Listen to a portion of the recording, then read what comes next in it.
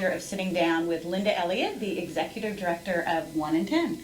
How are you doing? I'm doing well. How are you? I'm good, and we are excited to be talking with you today and also to find out, a little bit more about 1 in 10. So for folks that don't know the history of 1 in 10, why don't you kind of get us up to how you got to where you're at now? Okay. 1 in 10 was formed 20 years ago this year. And it was pretty much at the time formed to provide a social outlet for LGBT youth. At the time, about the only thing available was the bar scene, and a group of concerned individuals in the community decided they needed to provide something different, particularly for the younger youth. So it went on like that for many years, quite often in churches or in someone's home. It was very informal. And about 6 years ago, we moved into the Yep House, which many people are familiar with. And at that time, it was also the first time any staff was hired. And then a year ago last month, we moved into the new youth center up at Weldon and 3rd Street. And it seems like 1 in 10, and you have some satellite opportunities in Tempe and in the... in Glendale and Mesa. Yeah, those have been opened over the last 2 or 3 years, and it enables us to get out and provide those programs once a week to the youth out in the suburbs who may have a harder time getting in to the central corridor. Yes. Okay, yes. Wonderful. And so what kind of programs do you provide? And is it LGBT and allied youth, or do you have to? Okay, yeah. Wonderful. We don't ask for any declaration when they come in the door. We've for many years done suicide prevention, HIV prevention, empowerment programming. Recently, as you know, I think we've started Q High, which is an online diploma program for LGBT youth who have dropped out or don't feel safe in the school they're at. We're very proud that just this October we started the housing program called Promise of a New Day, and we just finished 6 months of experience with the first 5 youth, and the City of Phoenix has given us a grant. And we're getting 5 housing vouchers and some staff support monies to expand that to another 5 youth this coming July. And the following July, we'll get another 5.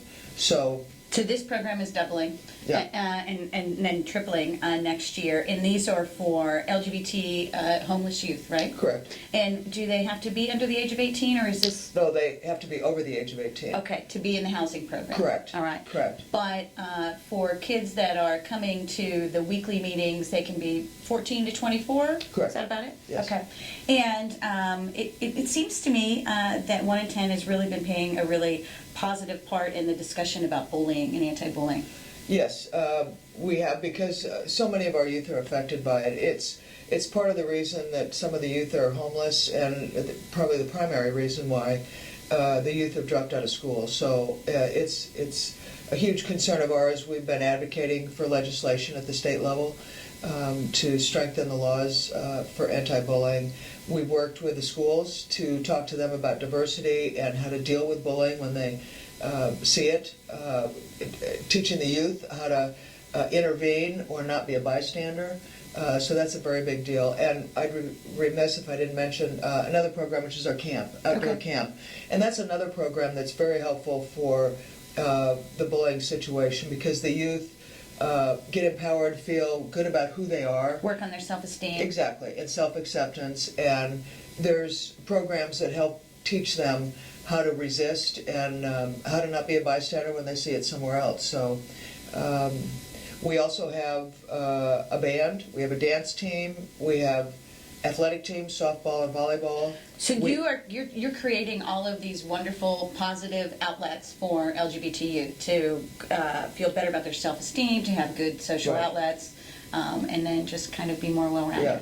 Yeah, and I would, the staff really is the ones that do most of it, and they don't even do it. We let the youth, we empower the youth to create their own programs and the rules. So it's a lot better that way.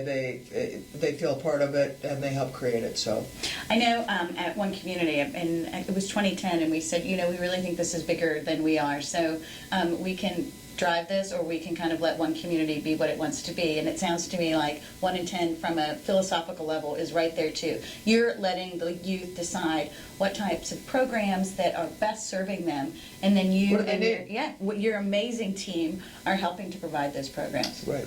Right. So, talk to me about Q High, because let me see, local news and national news with Q High. International. International news. International. I think I saw something on the space station about Q High. Well, about Q High. when we were looking for a new location for our youth center, we decided to do a survey and figure out what the demographics of the youth we were dealing with. And we learned that at that time, a third of our youth were dropouts and a half were homeless. So as we looked for a facility, I knew that we needed to somehow accommodate a classroom. We didn't know how we were going to teach in that classroom at the time, but we were very lucky to get tips and hints from a number of community members, and discovered Arizona Virtual Academy, who provides the curriculum to us for free. And so when we found the new youth center, we dedicated a space to Q High, and literally at the same moment, a woman named Marty Barrero literally donated 10 Mac computers, monitors, and 3 printers, and boom, we were in business. We had a few other computers, and it took us less than 2 months to get Q High up and running. So does Q High, do the students at Q High have the same schedule as other high schools do, or is it an abbreviated schedule? No, it's the same.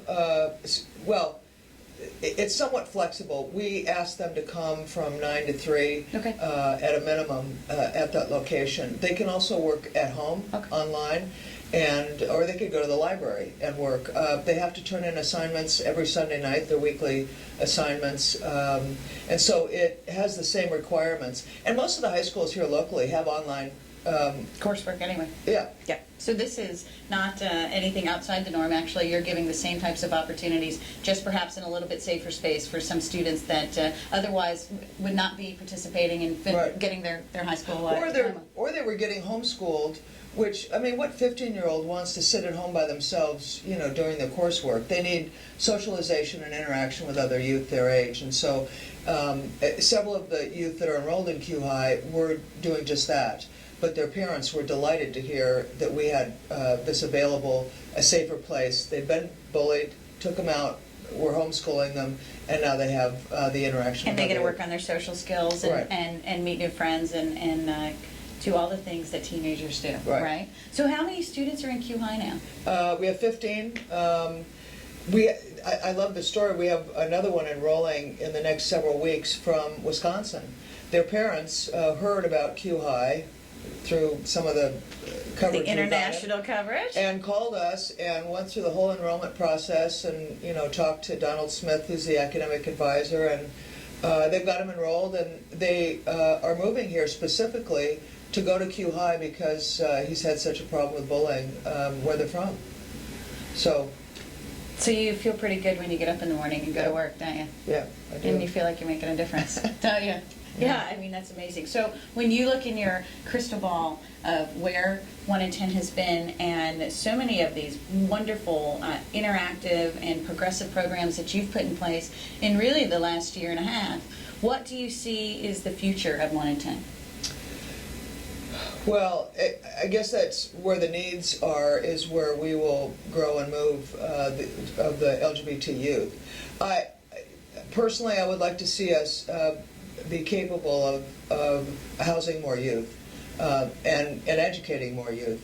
As I said, we have 15 or 16 youth right now, and we could take a few more, but in our current location, we're almost at capacity. And financially, we're sort of at capacity in terms of the housing, but so my dream is to be able to grow those, maybe have a campus where we have some housing available, and we have a classroom where we could, or two, where we could have, up to 50 or 60 students. And, to be able to expand the programming. We have a band to get more instruments where they could, get more kids into the band. We're limited in the number of instruments we have. More athletic teams, just anything that makes these youth feel more connected and with their friends and able to do what normal teenagers do. Yeah. So let's talk about marriage equality for a second, because it's in the news every day right now, right? And so it seems that it's specifically in the last couple of years, being a part of the LGBT community and equal protection under the law and same-sex marriages have been mainstream news pieces weekly and now almost daily, right? And we've got this big march to equality going on. You've got DOMA being looked at. You've got Prop 8 being looked at. When you see these things going on, in that the LGBT community is now kind of being talked about in a more positive way, are you seeing that it's positively affecting your 1 in 10 youth? That it's easier for them in some ways because this discussion has become so much broader? Yes and no. Certainly, the positive images in the media and the increase in acceptance in the community, in the overall community in general, is a very good thing. Where it can be negative is where these youth are realizing at a very, very young age, one, that they're either gay or that either gender questioning. And not all parents are accepting of that, which is, again, why we have so many youth who are homeless. It's shocking to me, but parents just kick their kids out and say you can no longer live here because they can't accept the image that their child wants to portray. So there's a lot of good, but also a lot of bad in the fact that these kids are realizing it younger and younger and don't have the resources to take care of themselves. Like when I came out, I had a job, I had a master's degree, I had an apartment. It didn't really matter if my parents accepted it or not, but these kids are pretty vulnerable.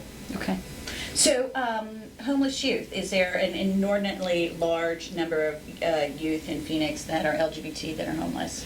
Well, is it a higher percentage of youth? LGBT generally make up 40% of homeless youth. 40% are gay. Wow. I like to say there's the 40s. There are 40% of homeless youth are LGBT, 40% of suicides are LGBT, and 40% of dropouts are LGBT.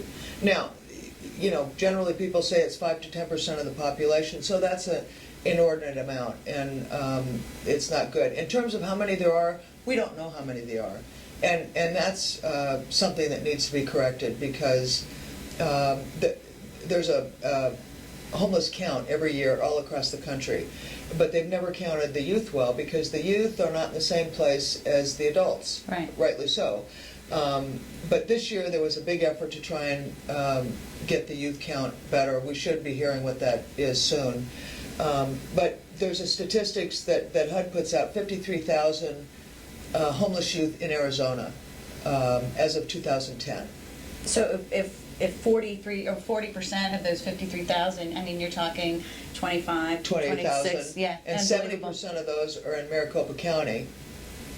You've got maybe 14,000 youth, but that's a problem. We don't know how many they are, but certainly, however many they are, we don't have enough housing units to house them at this point. So, we're doing a good job. We have 5 now. We're going to 10, 15 the next year, but that's only scratching the surface. Right. So that's why, I guess, if I had a dream, it would be to be able to have a spot where we can house, 30 or 40 youth. Sure, and probably in different areas throughout Maricopa County, right? Right. Because obviously all these youth that are homeless are not all located in Central Phoenix by any means. Right. So how can we all get more involved? What are the volunteer opportunities? What are the types of things that 1 in 10 would like to see from the LGBT and allied community to help you grow? And what types of resources can we as concerned community members give you so that 1 in 10 can continue the great work that you're doing? Well, of course you can make donations and Sure. give us money. Volunteer-wise, we have quite a few volunteers, 50 or more. We do background checks on all volunteers who work with the youth, so we have to go through that process right away.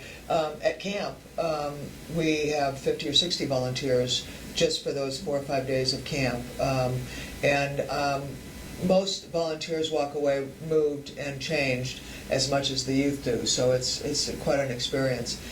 You can collect donated clothing, toiletries. We have a wish list on our website, and the usual things, but the wish list is out there. Clothing and toiletries is that, as I said, musical instruments, athletic equipment. Wonderful. Yeah. Great. Well, we'll take the wish list and we'll put it up and put it out to all of the community members. And so let's talk about this, 1 in 10 in one community. We've been kind of working together for the last couple of years. Is this an important partnership? You know, you can't say no because we're on video, by the way. Yeah. No, it is, absolutely. I mean, I love the networking and the diverse individuals and companies that come together periodically and that you have access to through one community. And I know I've introduced you to a number of people and vice versa, and it's provided a needed resource that we were lacking before. So I find it to be very valuable. Good, good. Well, we'll keep doing what we're doing, and you keep doing what you're doing. Thank you. And thank you for being a part of Spotlight on Success. Thank you for spotlighting. Absolutely.